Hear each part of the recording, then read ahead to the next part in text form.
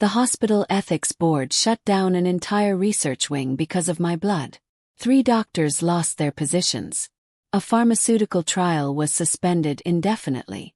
And I was handed a legal document warning me not to discuss what they had injected into me without counsel present. All because my immune system reacted to something that, according to them, doesn't exist in nature. To understand why that happened, we need to go back to the day I went in for a simple allergy test. I've had allergies my entire life.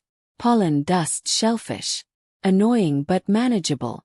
Antihistamines, inhalers, careful diet. Nothing dramatic. Then, about a month ago, my throat started swelling randomly. Not after eating. Not after being outside. It would just happen. My hands would puff up. My face would feel tight. No pattern. No trigger. My primary doctor referred me to an allergist for a full panel. The clinic was clean, quiet, clinical in that reassuring way. The nurse sat me down and explained the process. Dozens of tiny pricks across my back, each containing a different allergen. They'd mark each one with a pen and monitor the reactions. This will take about 20 minutes, she said. Try not to scratch. 5 minutes in, I felt the itching. Normal at first, then intense, like my entire back was heating from the inside. The nurse came back to check. Her expression changed instantly.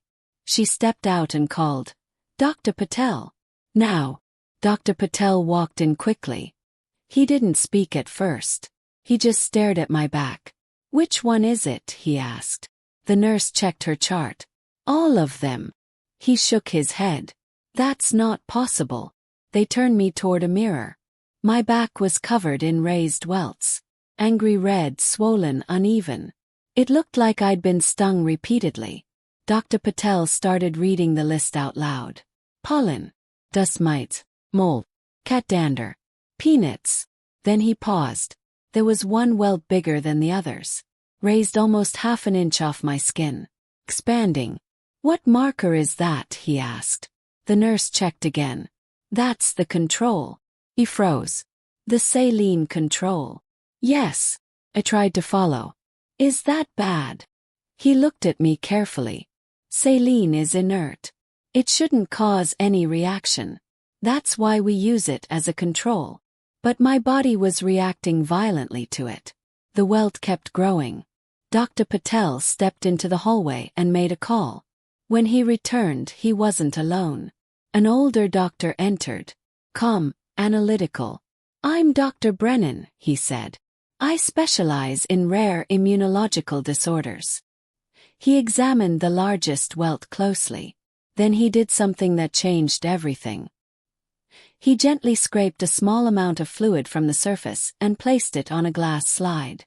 "I need to look at this immediately." 15 minutes later he came back. His face wasn't panicked. It was focused. "You're not reacting to salt water," he said. "You're reacting to something synthetic that's binding to it." I blinked. "Synthetic like what?" He didn't answer right away. "Have you had any recent procedures? Injections? Cosmetic treatments? Experimental medications?" "No." "Any workplace chemical exposure?" "No." He exchanged a look with Dr. Patel. "This pattern," Dr. Brennan said slowly, "suggests your immune system recognizes a compound that doesn't occur naturally. Something engineered." The word engineered lingered. They admitted me for observation. Over the next 24 hours, the swelling subsided with steroids. But the questions multiplied. Blood tests, panels, immune mapping, genetic screening. Every result showed the same anomaly. My antibodies were aggressively targeting a molecular structure that resembled a polymer base used in certain biomedical materials. Dr. Brennan sat across from me the next morning. "Have you participated in any clinical trials?" "No." "Have you signed any broad medical research consent forms recently?" "No." He leaned back. "That compound we detected. It's proprietary." My stomach tightened.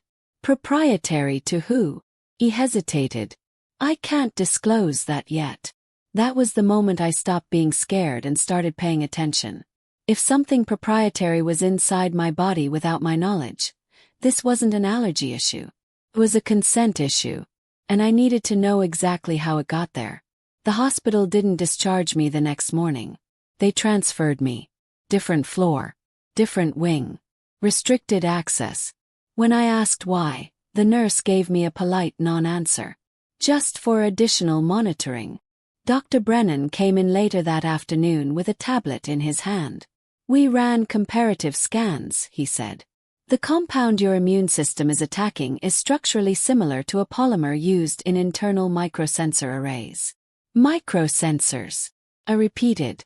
They're used in certain experimental monitoring devices, typically implanted during surgical procedures.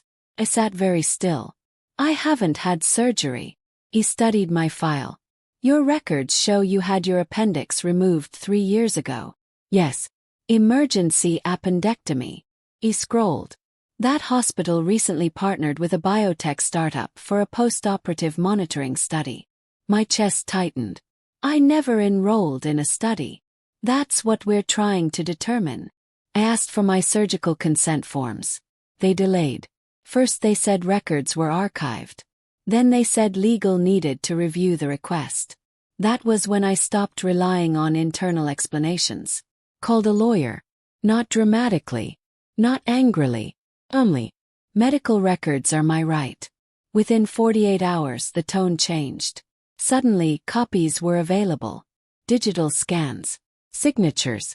I read every page. There it was. A clause buried on page 6 of a 12-page consent form. Dense language. Authorization for adjunct postoperative monitoring technologies as deemed appropriate by surgical staff. It never mentioned implants. Never mentioned third-party companies.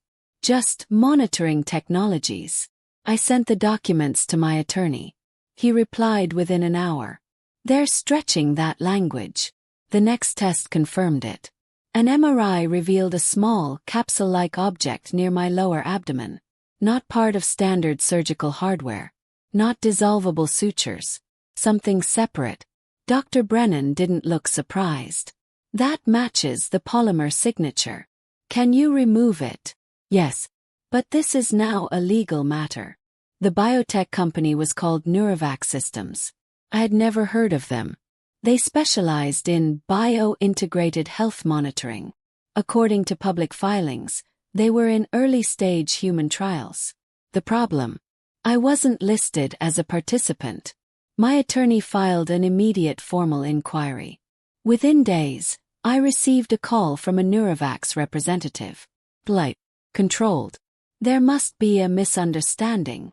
There isn't, my lawyer said evenly. They claimed the device was part of a passive data collection pilot, authorized under hospital oversight. Authorized by who? Yes. They avoided the question.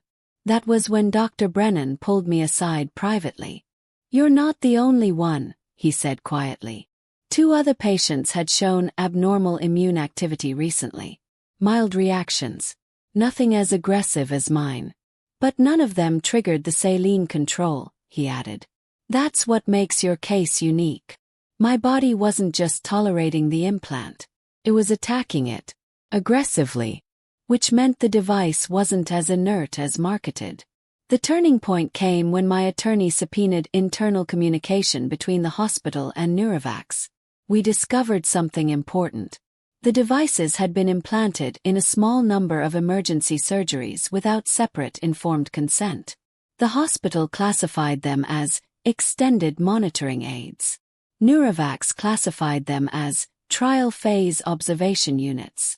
Neither document clearly stated experimental implant. That semantic gap was intentional. The day we confronted the hospital administration, I wasn't angry. I was precise. You placed an experimental device in my body without explicit consent, I said calmly across the conference table. The legal team shifted in their seats. It falls within postoperative monitoring authorization, one of them replied. No, my attorney said. It falls within undisclosed human testing. Silence. They offered a settlement quickly. Confidentiality clause included. That was their mistake. I wasn't looking for quiet money. I was looking for documentation. We declined the first offer. Within a week, a regulatory investigation was opened. And that's when Neurovax's stock dropped 12% in one day. The removal surgery was scheduled under full supervision. No experimental language. No vague clauses. No buried consent forms. Just clear documentation. Dr. Brennan insisted on being present.